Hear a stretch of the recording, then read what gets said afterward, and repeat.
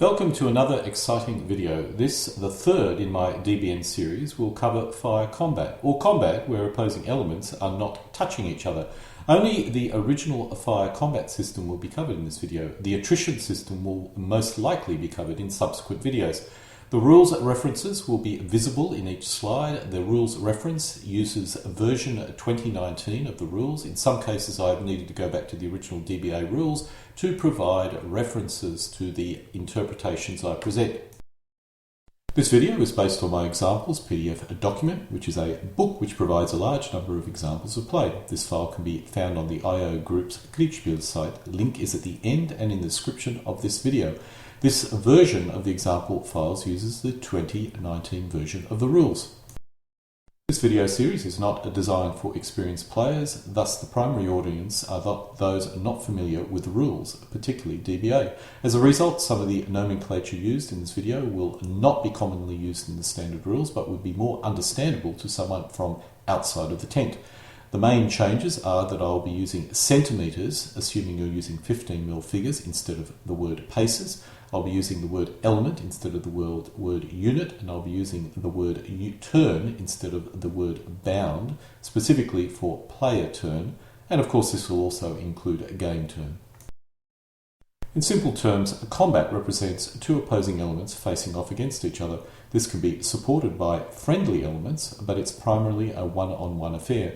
Both elements spin a d6, apply factors and modifiers and compare the results, which determines the result of the combat. This applies for both fire and close combat. A fire combat represents distant shooting, with the first step determining eligibility to shoot, which is what I'll be covering in the first half of this video. Inserting the fire combat section after close combat may not be thematically correct, but as close combat is simpler, it was more logical to start at the close combat, allowing people to become more familiar with the combat system before they moved into fire combat. With close combat, the one-on-one combat process is simple to understand. Both elements total all their values and they compare the total and determine a result. As it's assumed, both elements are physically engaged with combat with each other because they're touching each other.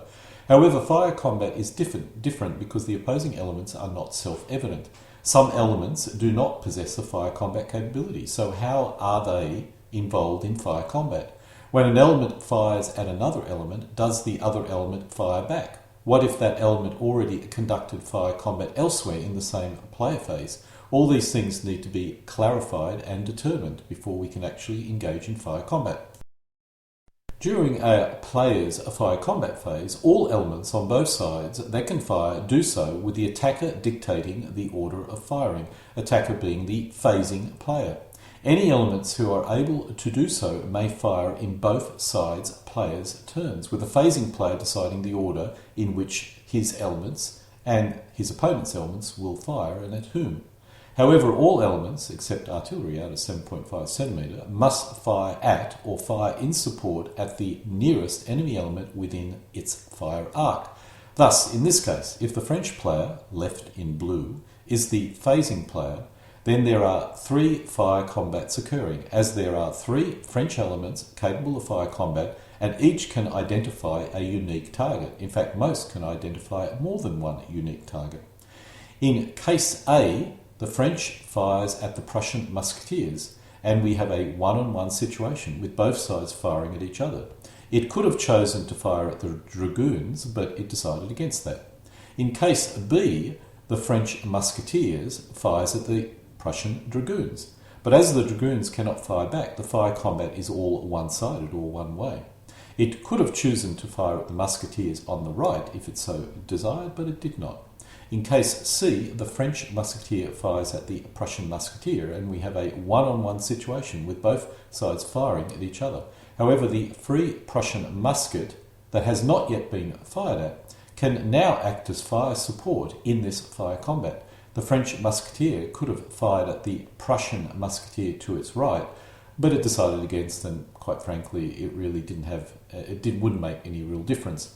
The only real decision here is, should the dragoons be involved? The French could have decided to simply have each of these musketeer elements target one Prussian musketeer, and left the dragoons alone. But for some reason, it wanted to target the dragoons because I suppose it hoped to affect it, or perhaps it represented the greatest threat. In order to conduct fire combat, you need to be within fire range and fire arc. Fire range is traced from any point on the firing element to any point on the target element. In this case, the Prussian dragoons are within the firing arc of 3 French elements. However, only one element is within range. The other 2 are out of range because, while they are in the firing arc, the tracing is on an angle, which means it goes beyond its fire range of 5 centimetres. The fire arc is any enemy element directly in front and one element's width on either side. In this case, the French musketeer element may fire at any element that is within a base width either side of straight ahead, as shown by the red hatching. Both Russian or Prussian dragoons are eligible as a result. The firing element must have a largely uninterrupted view of the target, defined by drawing an imaginary line from the right-hand corner of the firer to the left-hand corner of the target, and from the left-hand front corner of the firer to the right-hand corner of the target. In this case, the woods block visibility because the firing element edges does not possess a line of fire to each of the target edges. The line of fire is blocked. This is even the case if it was firing into the flank, which would be the case if the dragoons were slightly more angled. As it is, the French are not behind the front edge of the dragoons, so could not fire into the flank. They must fire at the front, and their line of sight is broken, so they cannot conduct fire combat against this dragoon. In this slide, we will show you an example of fire combat support. The French element in the centre is firing at the Prussian element on the right. The French element on either side are providing fire support, which reduces the combat factor of the Prussians by -2, that is -1 for each element. Obviously, all French elements must be in fire range to provide fire support. An element can only provide fire support if it does not possess a valid enemy element to fire at. If it does have a valid enemy element to fire at, it cannot provide fire support and must fire on that enemy element. In this case, the Prussian cannot choose to provide fire support for the other Prussian element. Instead, each Prussian element must conduct fire combat at a French element, with the French gaining a fire support element using its third element. This assumes, of course, it's the Prussian phasing turn. If it was the French phasing turn, then there would be no question about this. Artillery, like any other element which can conduct fire combat, can fire in every player turn, unless they have recoiled in the previous player turn, or if foot artillery that has moved in the current player turn. The artillery element, in this case, has moved into position this player turn, so cannot conduct fire combat. If it was horse artillery, it would not be under this restriction. If it had recoiled in the previous player turn, it could also not fire. Artillery which recoil need to be indicated on the playing area because it will affect their ability to fire the following player turn.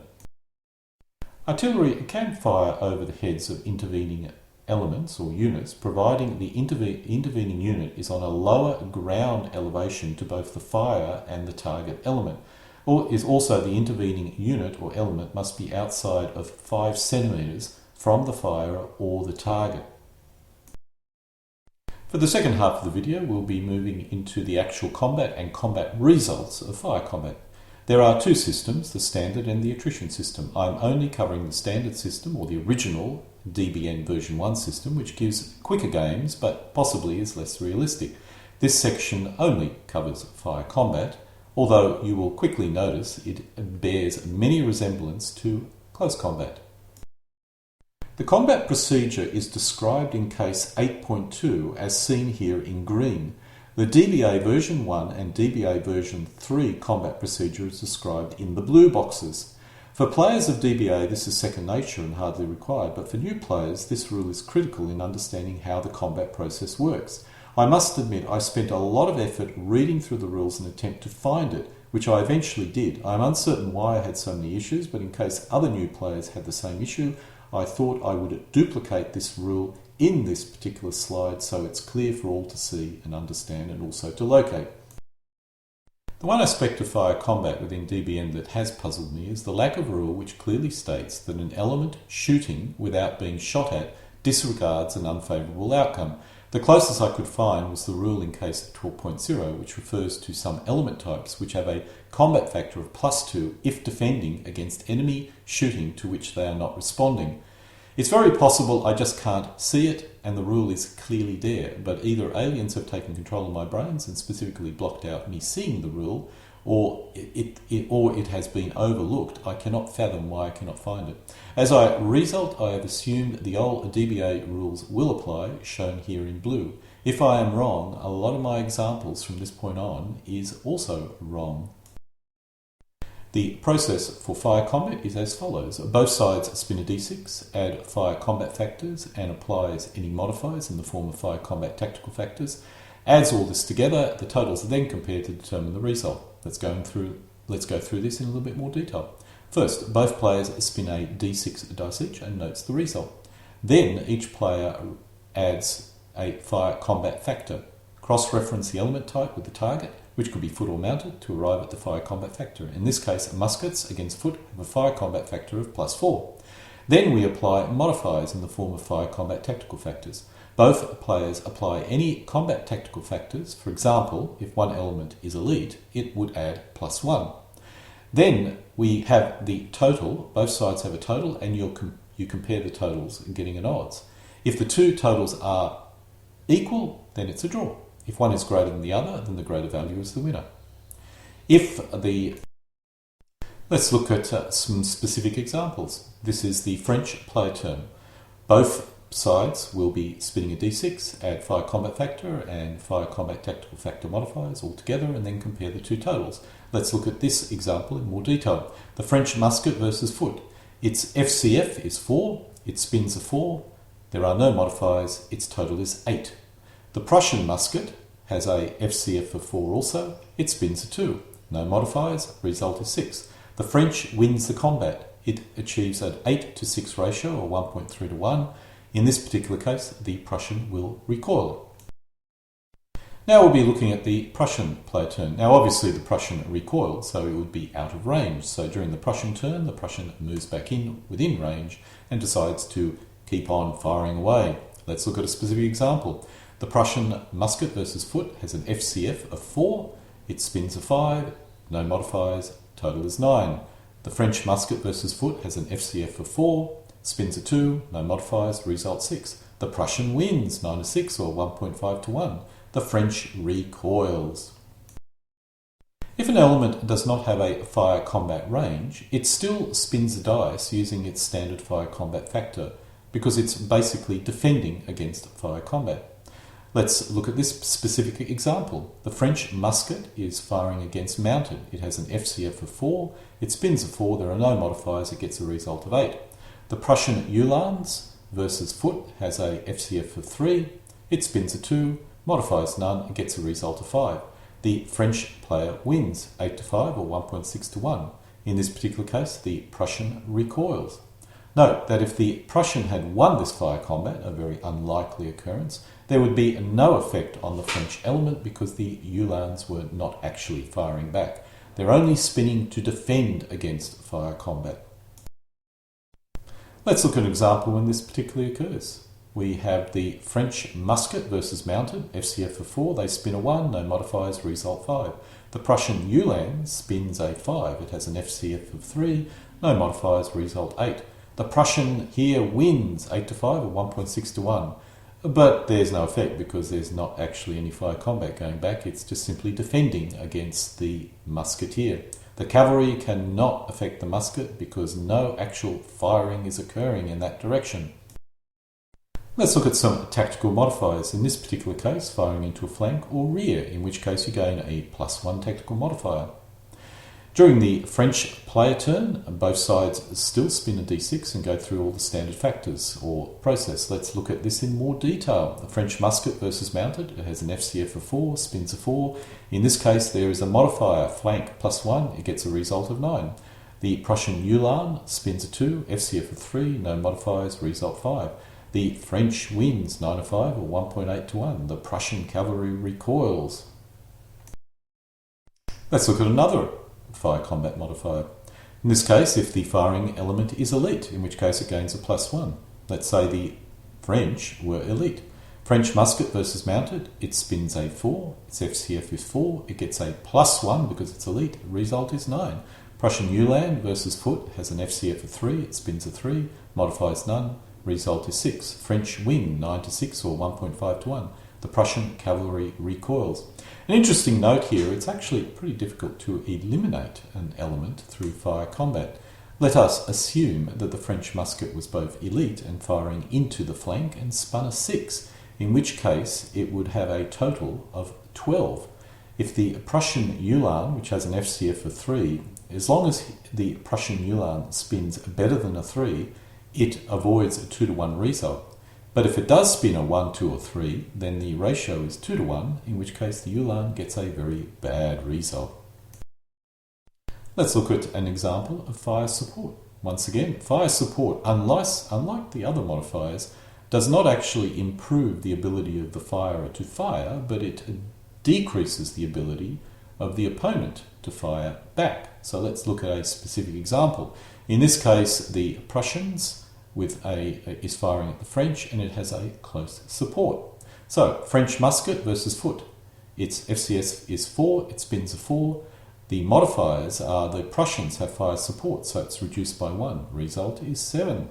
The Prussian musketeers versus foot have an FCF of 4, spins a 2, no modifiers. The result is 6. The French in this case win 7 to 6 or 1.2 to 1.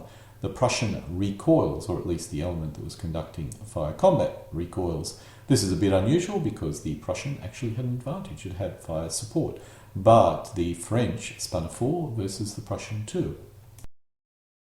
This concludes my Part 3 DBN training video, in this case providing an overview of the fire combat mechanics. This video is an overview video rather than an in-depth video of a game activity. As is my normal practice with other rules, I will create deep dive videos showing the close combat or fire combat process in a lot more detail later, based on how useful I think it would be. I can see an opportunity to cover all the tactical factors or modifiers in a lot more detail, as it may be a little bit unclear to some players when they apply and when they don't apply.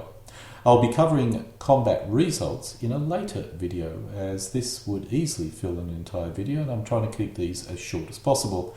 This video is based on my examples book for DBN, which can be found in the Kriegspiel.io group site. Just go to the File option, select Napoleonic Rules, select DBN, and hey presto, you will find the examples files. Denken Sie daran, immer für Hill, Heimatland zu kämpfen.